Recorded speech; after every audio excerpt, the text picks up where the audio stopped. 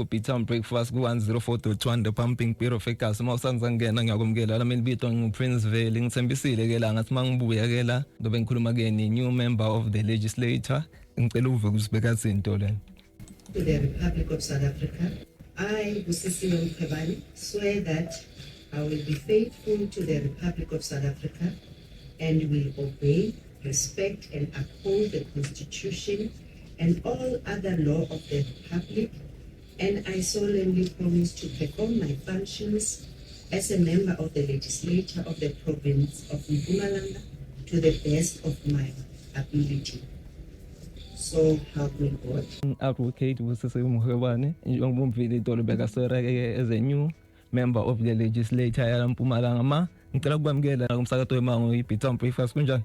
Siyaphila lochani to abalaleli beMahoyi breakfast show. Mina ngijabule ukuthi kubo bonke lobumatima lebukene nayo lelivikele udecide ukuthi utodla nami le breakfast la next time ngidofuna sidle la studio kutoba mnanzi ngicela ukhululeke ngibonile uphakamise isandla itolo namhla kude la utoswera khona ucelile nje emdali ukuthi la akuncede sifuna ne TikTok bungada thina sicongratulate ngicela sicale nje ngiyathemba abongakalali mhla ka9 ulungisela lelanga leli mhla ka10 bo stress kakhulu then ufuna kuva ukuthi today how do you feel?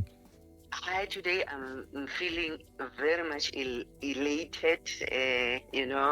I am so thankful to the president of Umkhonto weSizwe, President Jacob Zuma, for having such trust in me and Naba Landili Umkhonto weSizwe, and on top of all, I thank God for allowing the process to take place. Ngiyajabula ukuthi ubonge ipresident yeMkhonto nebalandzeli lapho because lamzansi labanye bakwade as a public protector, labanye bakwade as a member yeAFF, labanye bakwade as a Umkhonto nyalo sole member le legislature. Kutheni kuwe lokhu njengoba usho la kuthi neparty yenu ijabulile kuwe ngoba bekwa wena itolo kutheni ku? It reminded me ukuthi the whole almost 7 years besides 7 years actually more than 30 years engisebenze ku public service nginceda umphakathi service delivery ngiku investigator corruption ngoku investigate maladministration.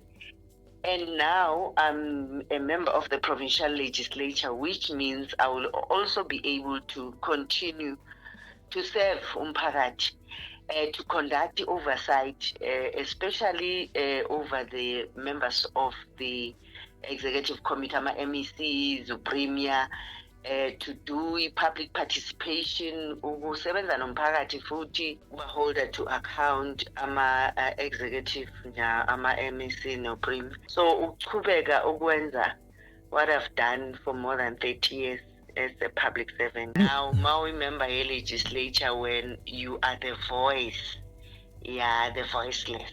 Yabo. Bengisafuna kusho ukuthi ngibona ngathi usimila lo msebenzi nasikhathi uwenda as a public protector nala njengoba usho ukuthi uyivoice la angathi ukhona amehluko uma ubona kakhulu compared to you as a public protector nanyalo njengoba so new member kulo msebenzi loyocala ku? I'll say 90% yomsebenzi engizabe ngiwenza manje as a member of the legislature vele uyafana ngamashi nomsebenzi engangiwenza as a public protector. Remember, public protector is also a constitutional institution. Public protector or investigator any conduct failure yama public servants yama executive njengama MECs, premiers, and as well public protector we voice as well yokuthi those who are poor marginalized abangakwazi ukulwa ne-state, which is very powerful. Public protector uyoba defender. Same applies no member of the provincial legislature, because you are a voice of the voiceless. Masenza public participation, masenza oversight, masiye emphakathini ku constituency siyolalela inkinga, because uPremier unama MECs bazabe bapromisa kusopa state of the province address ukuthi siyokwakha ibridge la, siyokwenza indlela, isakha isibhedlela olok thina simphakathi on the ground loko fanele sisho ukuthi kuyenzeka na makungenzeki thina ama-members we-provincial legislature fanele sibabuze ukuthi but nithembise lokhu anikakwenzi and they must account to us as members of the provincial legislature. Cala uma ungena as a public protector sawubona ulandzela imisebenzi lebe yentiwa ngile public protector before le vacancy le icala ngingasho ukuthi mina kumbe lebe akhona wagcina mhla ka-8 July 2025 so mawucala nawe kufuna uyocala ubuke mhlambe imisebenzi ya previous lebe imile kumbe utocala nyalo ukuthi ucala ubuka kwakho because njengoba ushilo ukuthi usebenzela into temphakathi ngiyacabanga nezinto temphakathi letema ni naletala Mpumalanga since kwahamba leba khona previous.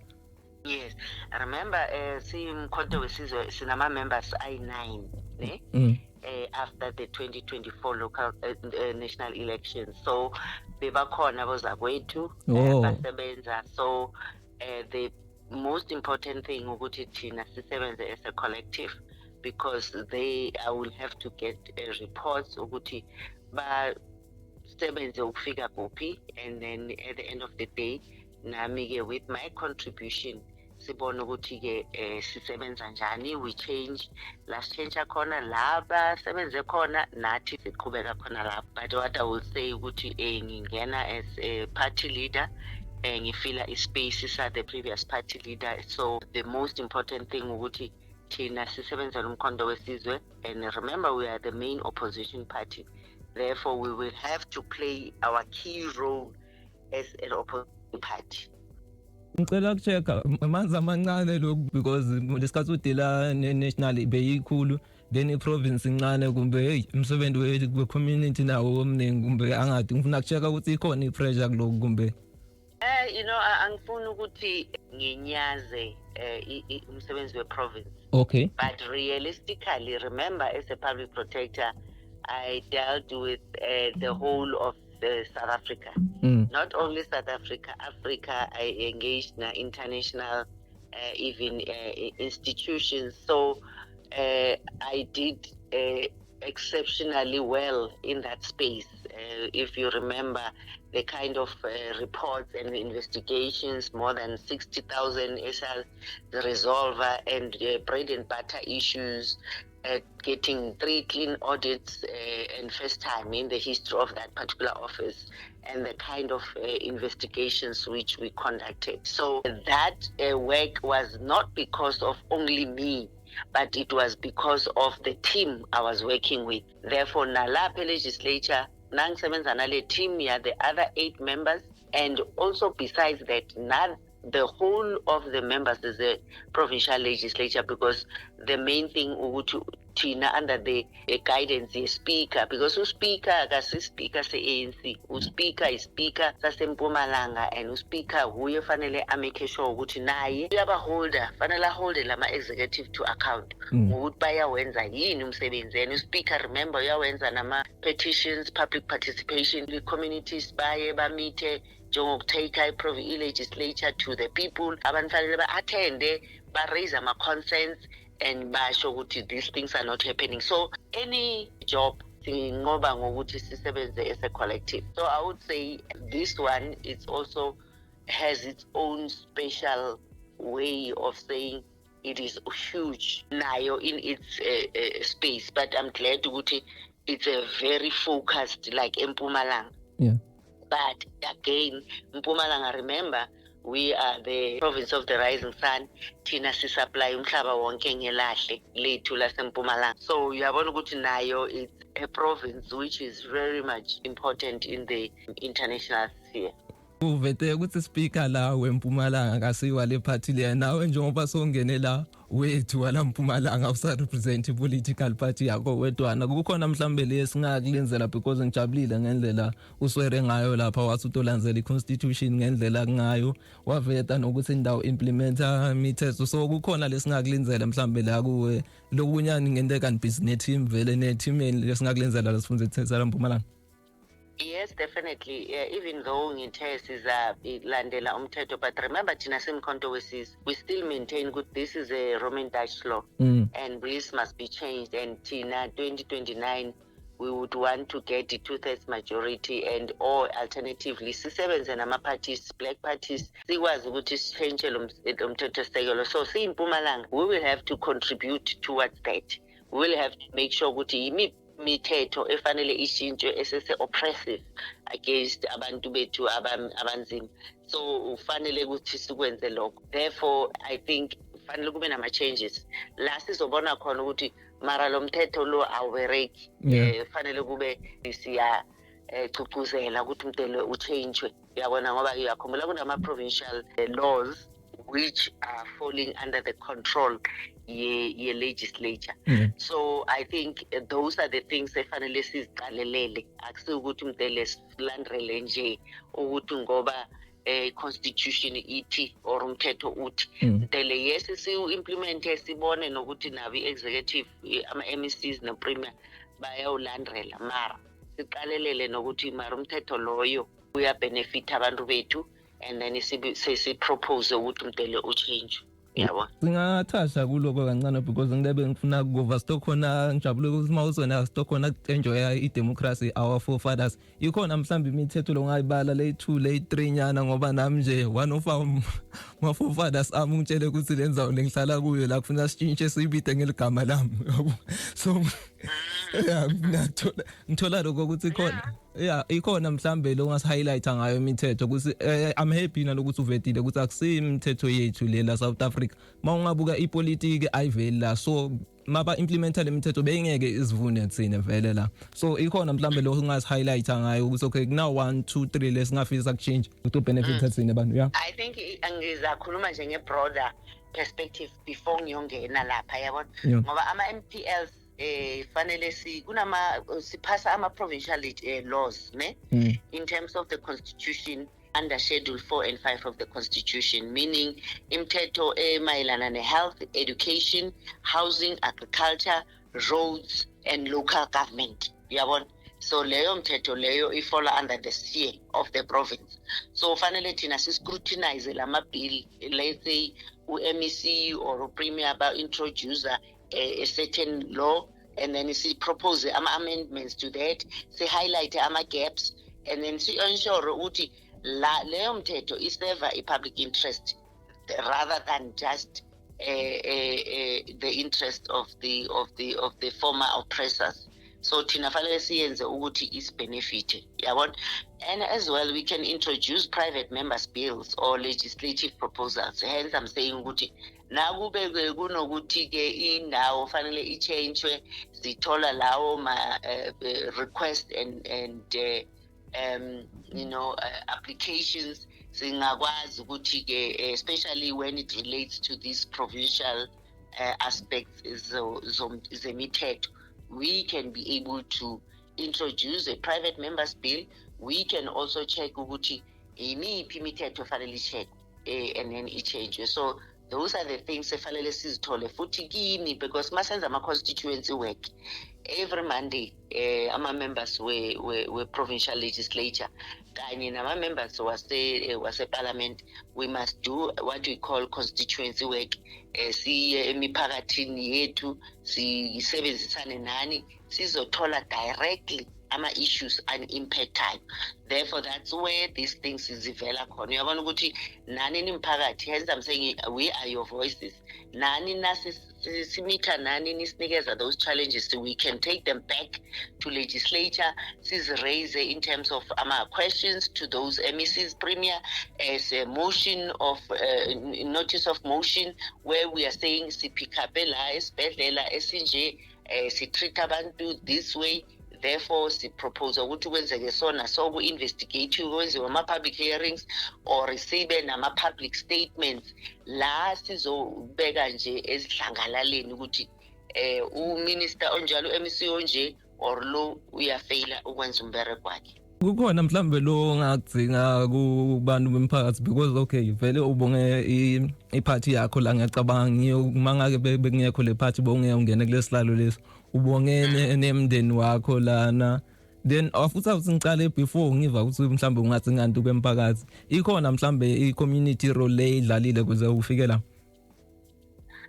Definitely umphakathi I mean ukuthi ngabe azange bavotela umkhonto wesizwe ngabe vela ngikho lapha and engakusho ukuthi upresident Zuma has seen the contributions engizenzile nami as a person you know ukuchange ukugandelelwa komuntu onzima. So that's why kwenzekile ukuthi I'm not there because of my own doing or family, but ngilapha because imbereko engiyenzile ebonakele engizamile ukuyenza nami as a public servant engiyenzile as an activist, because you know you are an activist before you are a politician. Activist meaning awuhlali nje wena uziqale wena.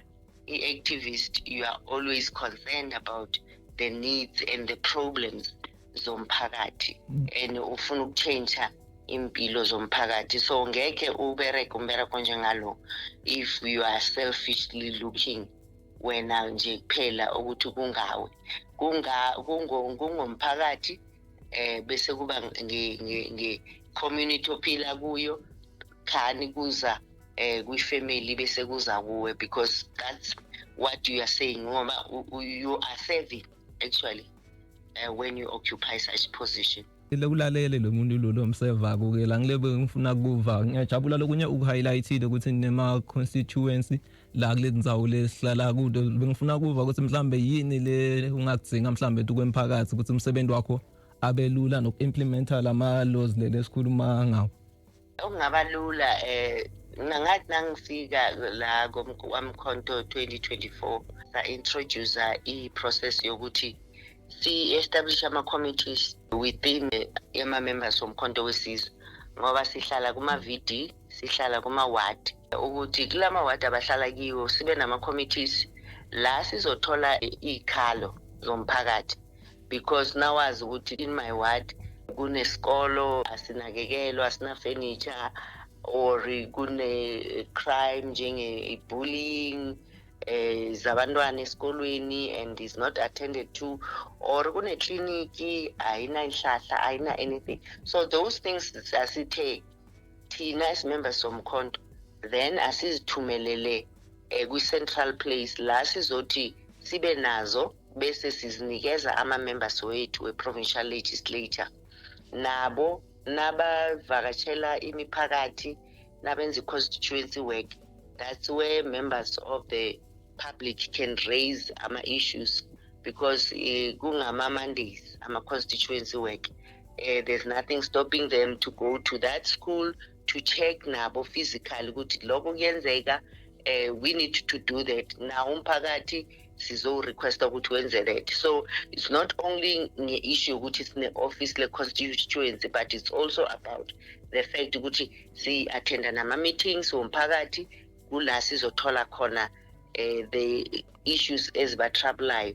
Bese we take them back to legislature in terms of kunama various committees ku legislature. That's where the robust debates are happening. La uthola ukuthi ke siyabuza ukuthi wena Department of Health, wena Department of Education uthembisa ukwenza lokhu nalokhu, si-interrogate ama-quarterly reports wabo, because bona bazabe ba-report ukuthi thina sakhe i-clinic leya is fully equipped, but thina physically we were there, or our members bebalapho, they experience that service. It's not happening. Therefore kuleyo committee siyahlala nayo MEC interrogate good, but you promised this and this is not the issue. Si-expose ama-inefficiencies, si-expose corruption. Remember uthola ukuthi kune building but iyakhiwa sesispende 90% of the building is ready, zizoyiceda ngesikhathi esinje, naniya lapho uthola ukuthi ne-foundation ayikakhiwa. Uyabona, so i-constituency nokusebenzisa directly nama-members of the public bona, that's where they can help us, because by expose those service delivery failures, unfinished infrastructure projects, so that sizokwazi ukuthi laba ekuthiwa ama-executive ama-MECs premier bayasebenza and lento abazithembisako ziyenzeka on the ground. Yeah. Yabo. Umsebenzi wakho ukuyohold abantu accountable ukuthi ama-local election awukathuki ukuthi awuhold abantu accountable abantu bafune ukukhomba wena la bendlu yakho icocekile awuthuswa ngilutho konke ku-right. Now, Tina, umkhonto wesizwe, we are the main opposition, Yeah. and indlu yethu icocekile ngoba asikho ku-government. Yeah. Abantu fanele bakwazi lokho kusimkhonto wesizwe. Asina any position yokuba MEC, asisima premier, asikho kubomasipala at all. These are the first elections la sizocompete khona simkhonto wesizwe, and we are ready for it, and siyathembisa ukuthi le abuse and the lack of service delivery beyenzeka, you will never see it happening again. For the past 30 years, 31 years, logo ni votela i-ANC, logo manje abanye bavotela abo DA, abo Action SA bavotela abo IFP. Ama projects afundwa bo Oppenheimers and them, who are very much focused on keep the status quo. Uthi abantu bahlale bahlaga njalo bangabi na anything but depend kule 350 or i-grants, and bangabi nemibereko bona, banga owni the means of production. So thina simkhonto wesizwe, we are saying nasikuza ama-local government, especially ngoba focusa ku-service delivery, your daily experiences as people, ukuthi nihlonipheke, and thina sifocus ku-dignity yomuntu onzima, ukuthi i-dignity yakho la uhlala khona. Nasithi local government sikhuluma ngamanzi, sikhuluma ngegezi, sikhuluma ngezindlela, sikhuluma water and sanitation, sikhuluma ngendaba ezifana naboma issues zokuthi indlela zenu zi-right, ukuthi abantwana nabaya esikolweni izulu nalina, they can be able to reach school. So those are the things kufanele si focus on. Ngicathatha nazi isikhathi ngikuhalalisele again ngibongeni ukuthi ubela uNkulunkulu udeke itafula phambi kwethu takhodla bekunebantu abacabanga ukuthi udowngrade kusukela lusukele national wehla wetala but wena uyathi kusempumalanga budelela naku namhla la celebrate ukuthi itolo bokubekwa ke as a new member legislature. Siyakhalalisela next time ngicela sidle la le breakfast phambi kwethu ithatha kusithi kuto idlala emsakatweni la singagcini la fonini kuphela but siyabona ukuthi ube nathi la qhubeka usebenzele, siyakujabulela ngiko sekubungatha. So umsebenzi wakho omuhle kakhulu, ngijabulene ukuthi uzirepresente kahle ukuthi la Mpumalanga siyasebenza la nepublic singayiprotect asuka la. That's why ke kubuye kufune ubuye utophinze la usebenze nala khaya. Siyabonga mama. Hayi ngithokoza kakhulu kwamambala ukuthi ungi-invite vele, ngizathi nangi around ngizakuza ngihlale nawe ngichaze further, and ngoba abantu bethu bona fanele siba empower bazi ukuthi yini umbereko fanele siwenze, and it's not a question ukuthi futhi sifuna all the expertise ngoba thina simkhonto wesizwe nakubomasipala sifuna abantu abane-capacity ne-knowledge so that sizokuberekela isitshaba sekhethu, singatholi manje ukuthi imali ze-state ziya-abuse or abantu ama-municipal managers, ma-CFO or ma-mayors, ama-councillors fanele bazi ukuthi baholde and basebenze le umphakathi. So there's no downgrade. Now uzimisela ukuba i-activist. Wi-activist, you go down to the trenches uzokuzwisisa ukuthi abantu baphila njani, ngeke uphathe abantu wena uzange uye la bahlala khona. Ngiyathokoza. Ngawuthi nje uberekela isitshaba sekhethu, sengiyathemba nami ukuthi ma forefathers atawujabula. Okay, sibongile mama.